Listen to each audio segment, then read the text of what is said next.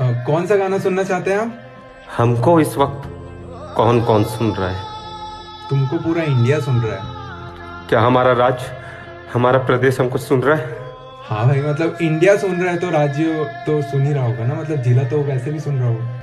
जितना पूछ रहे हैं उतना बताओ, क्या हमारा शहर हमको सुन रहा होगा? हाँ सर, आपका शहर भी सुन ही रहा होगा। क्या हमारे मोहल्ले वाले हमको सुन रहे हैं? भाई मतलब तेरे को कुछ परेशानी है क्या? मतलब किसी प्रॉब्लम में है क्या तू? क्या मेरी गली वाले मुझे सुन रहे होंगे?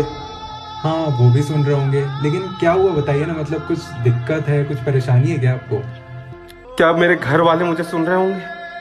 भाई तू ना बड़ा मेरे को ना उदास लग रहा है, मतलब तेरे को सुसाइड वगैरह के थॉट्स तो नहीं आ रहे ना? मतलब कुछ दिक्कत है तो बता मेरे को, मैं पूरा सॉल्व करूंगा। बोल क्या हो गया तेरे को? जितना पूछ रहे हैं उतना जवाब दो। आपको मतलब अपने घर वालों को कुछ मैसेज देना है क्या?